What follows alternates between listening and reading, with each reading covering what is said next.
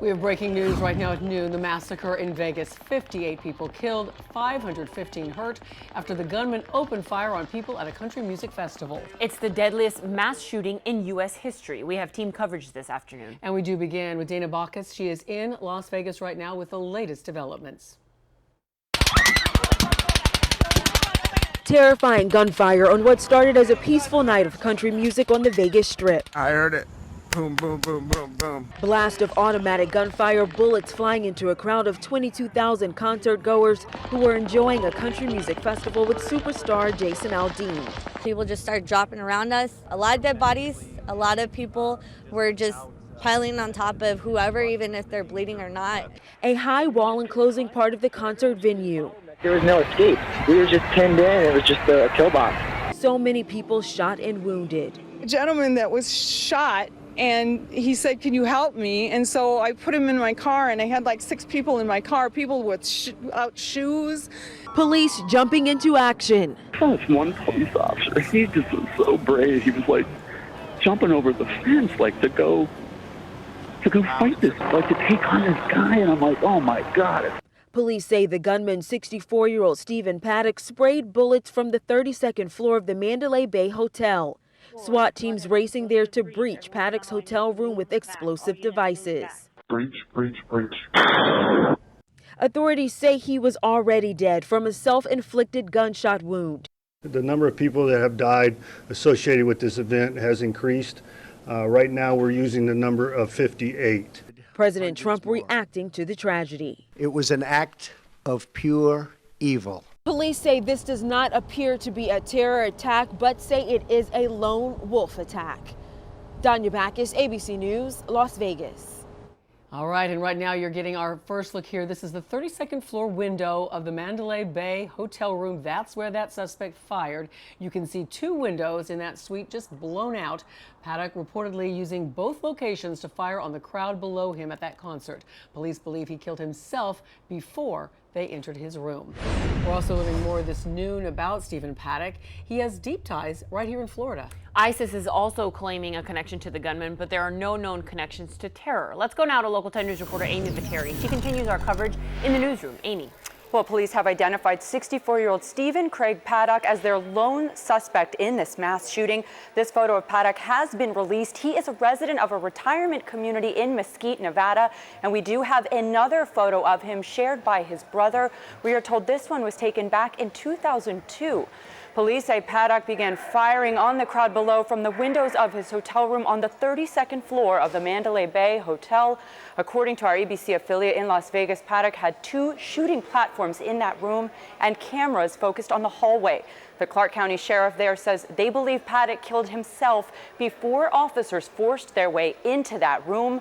But inside the hotel room, Paddock had at least 10 rifles and hundreds of rounds of ammunition when he opened fire on the crowd, killing at least 58 people, according to the latest numbers, and hurting at least 515 others. Now, we checked records which show Paddock used to own a home here in Florida in Brevard County. His brother, Eric, lives near Orlando and told reporters he has been speaking with Las Vegas police to try to figure out how this happened. He says he has no idea why his brother would do this. There's nothing, like I said, I mean, there's no political, there's no religious, there's no any of that stuff. And this morning, the sheriff in Clark County saying Paddock killed himself, again, as we've reported, before law enforcement made it into that room. We have to establish what his motivation is first, and there's motivating factors associated with terrorism other than a distraught person just intending to cause mass casualty. Before we label with that, it'll be a matter of process.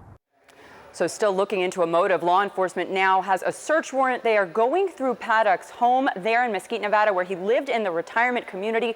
Police telling neighbors there is no danger there, and they have never been called to any incident previously involving Paddock. Don't be concerned. We have no indications that there's any threats or any problems, that everybody's safe. There's no active threats at this time. And police were also looking for this woman, Mary Lou Danley, who they believe lived with Paddock. The sheriff says they have located her out of the country, and she was not with Paddock when he checked into the hotel. Investigators believe he may have been using some of her identification. They do not believe right now she was involved in this shooting, but that investigation still underway. Once again, here is another look at the man police say carried out this deadly shooting. The sheriff says Stephen Craig Paddock was in that room at the Mandalay Bay since September 28th. And in a news conference within just the last half hour, the FBI's special agent in charge in Las Vegas saying there is no connection between Paddock and an international terrorist group. That is something he says they are going to fully investigate to bring peace to that community. So many questions this afternoon as that investigation continues. Christy and Nicole. It's just so overwhelmingly sad. Okay, thanks so much, Amy. And the chaos unfolding in this very popular and very packed Las Vegas Strip. The Country Music Festival was happening along Las Vegas Boulevard, the main stage just across the street from the Mandalay Bay Hotel. We're also hearing now from witnesses who survived this massacre in Las Vegas. Local 10 News reporter Erica Rako is in the video court. She's been listening to their horrific accounts of what exactly happened. Erica. You know, as loud as those shots were, many of the people who were there say they did not immediately realize that this is gunfire that they were hearing. Jason Aldean was on stage. He actually continues singing through the first round of shots, and then you see him drop his guitar and run backstage. That's when a lot of people in the crowd told us they realized this was real. The terrifying shots ringing out. Initially, you thought it was fireworks, but then right after the fireworks, they turned the lights on, and about 5 feet from me, you could see a guy with a bullet wound right in his neck, emotionless, and from there on in, it was just, you know, people just started dropping like flies. Concert goers quickly realizing that popping noise they were hearing was not fireworks, but an active shooter's machine gun firing off. We were in the VIP seat, so to the right of the stage, and it sounded like it was right on top of us. It was coming from above, from a hotel room on the 32nd floor of the Mandalay Bay Resort. It literally felt like it just continued for 20 minutes straight, and I still wasn't even sure if it was actually bullets until one of the times we paused, our friend was like, the guy next to us got shot. Concert goers scrambling to take cover. A stampede, setting thousands of people running aimlessly, looking for any way out. Everyone was kind of slow to react, but once they did, then it was just crowds running, like pandemonium, people just like running every direction they knew how. Those who made it outside the fenced-in open-air arena hid under anything they could find. Reports of people even running onto the Las Vegas airport runways, which is right next to where the concert was going on. Everyone hid behind cop cars. This woman says she found people ducking under her car. There was a gentleman that was shot, and he said, can you help me? And so I put him in my car, and I had 6 people in my car, people with shoes, running just to get away. And emergency crews rushed in while people who were in the crowd took it upon themselves to grab people who were injured and throw them into vehicles, rushing toward hospitals. Live in the video port, Erica Rako, Local 10 News. Erica, just chilling listening to those accounts, and we're learning more now at noon from those who lost their lives in the massacre, including 2 off-duty police officers. Local 10 News reporter Nikki Mohan continues our team coverage in production control. Nikki. Nicole, they were off-duty police officers from the LA area, from the Vegas area, so many of them there. What we do know is the latest, the death toll, 58 people were killed, including some police officers. They have not released any victims' names as yet. Over 500 people injured and still being treated. Over 100 of them taken to the only level 1 trauma center in Vegas. The rest of them had to be taken to hospitals in nearby areas, some even as far as Los Angeles. Just a short time ago, we heard from a spokesperson from that level 1 trauma center, the University Medical Center of Southern Nevada. Here's what she had to say.